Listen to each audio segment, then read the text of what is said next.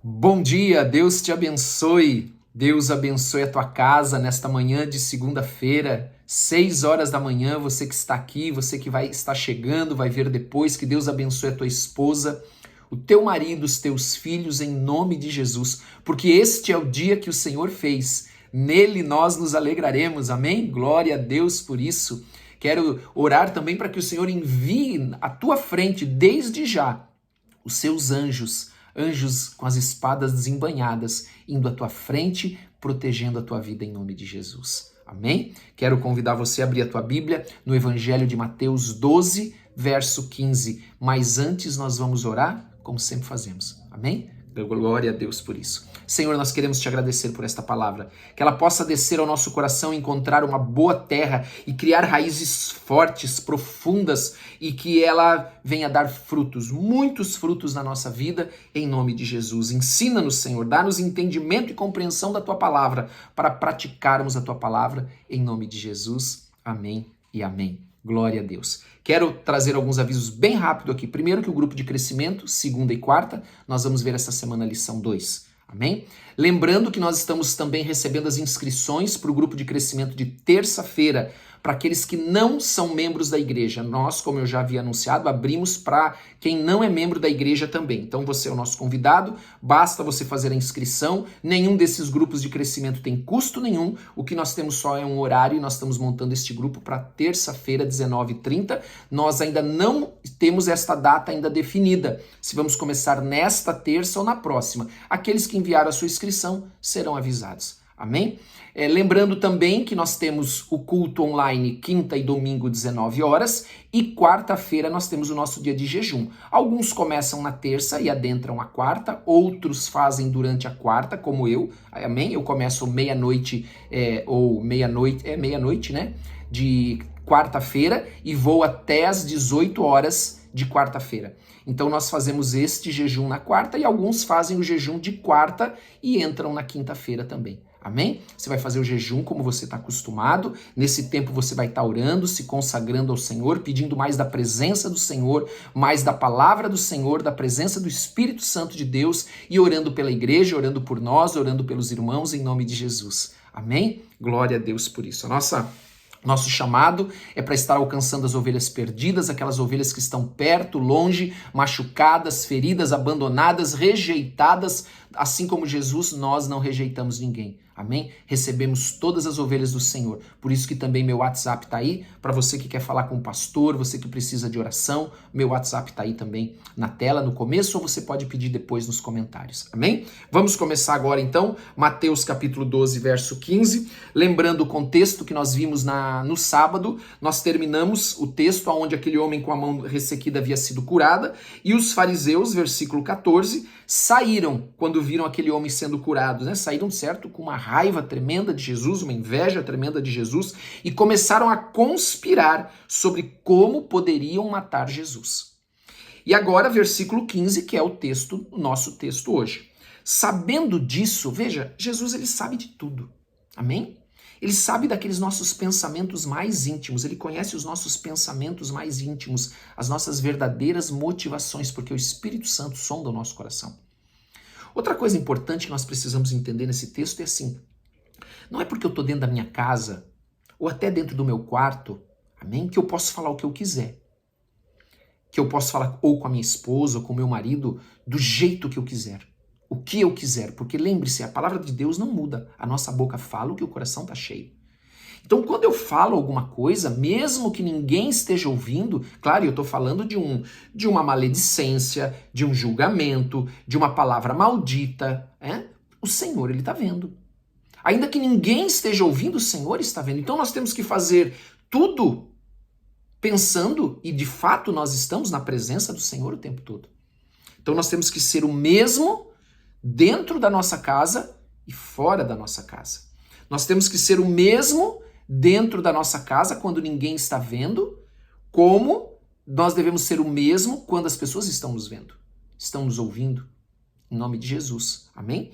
Porque sabendo disso, então, Jesus ele conhecia a intenção daqueles homens, o que estava no coração, o que eles estavam tramando contra ele. Jesus retirou-se daquele lugar.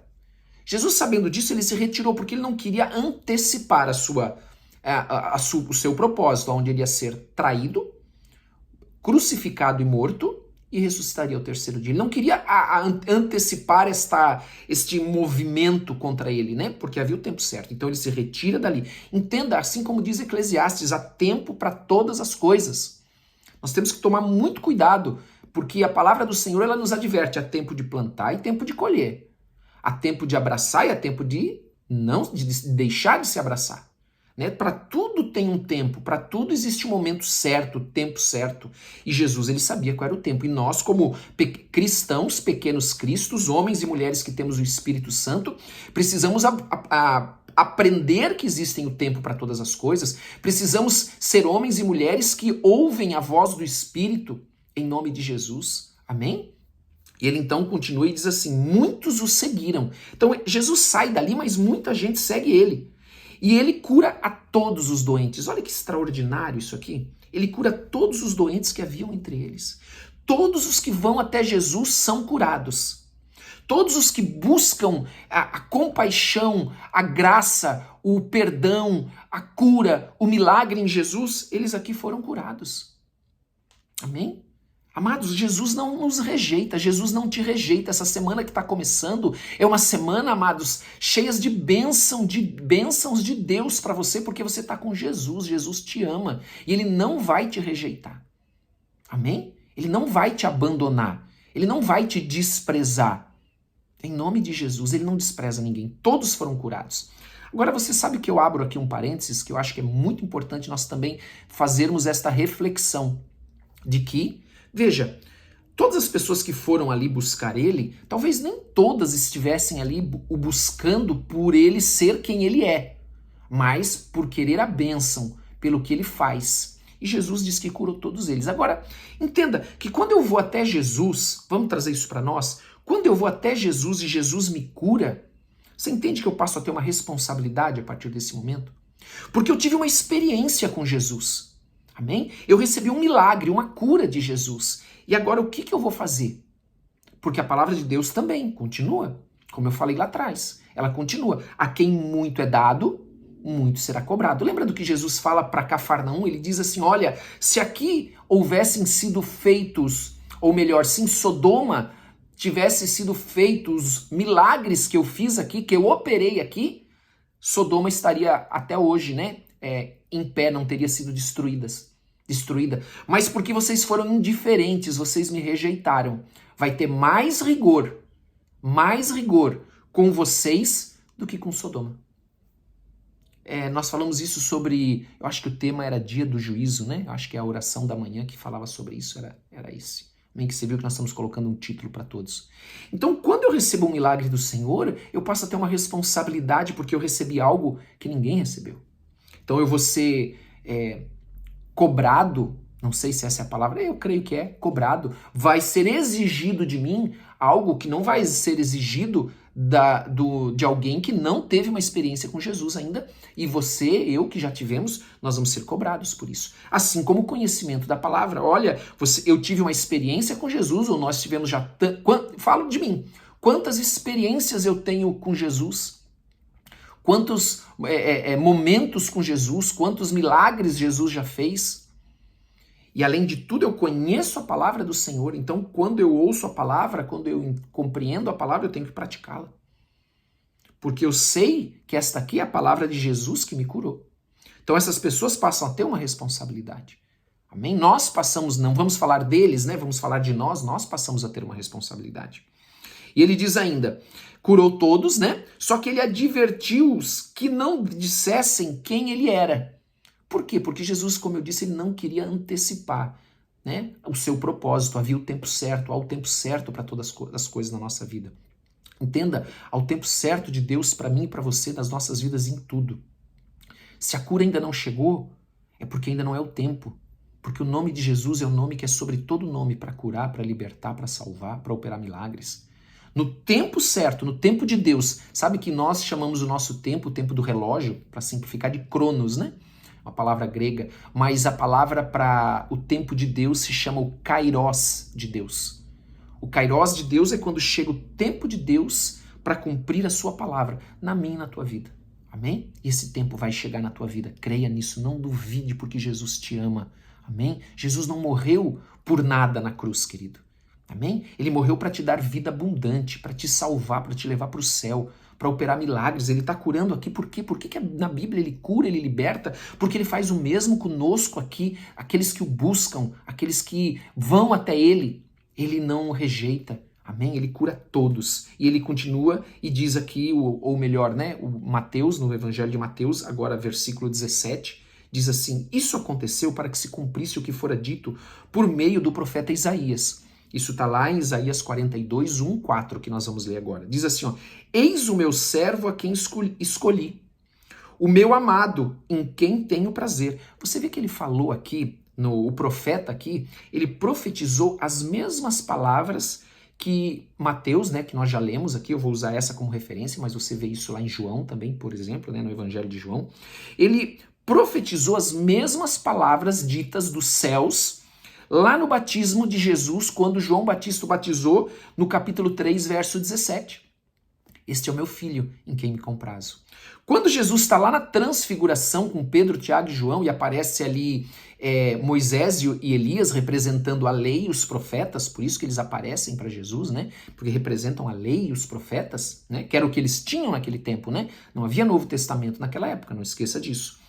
Capítulo 17, verso 5, eles ouvem a mesma palavra, ouvi, né? A ele ouvi, é o meu filho em quem me comprazo. Então nós vemos aqui o profeta, ele já profetizou centenas de anos antes o que seria dito a respeito de Jesus Cristo. Porque a palavra, eu sempre falo isso, a palavra ela não falha, a palavra ela não se contradiz, ela vai sendo confirmada de Gênesis até Apocalipse. Amém?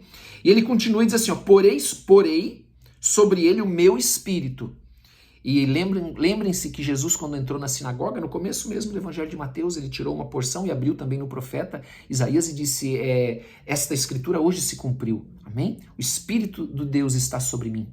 É isso que Jesus fala. Amém? E aqui nós vemos a mesma coisa. Porei sobre ele o meu espírito e ele anunciará justiça às nações. Algumas versões, eu estou lendo na NVI, por exemplo, a Almeida fala gentios. Por quê? Porque representa as nações. A NVI já traduz direto. Por que gentios? Porque Jesus não veio anunciar somente, veja, ele no primeiro momento ele vem para os judeus.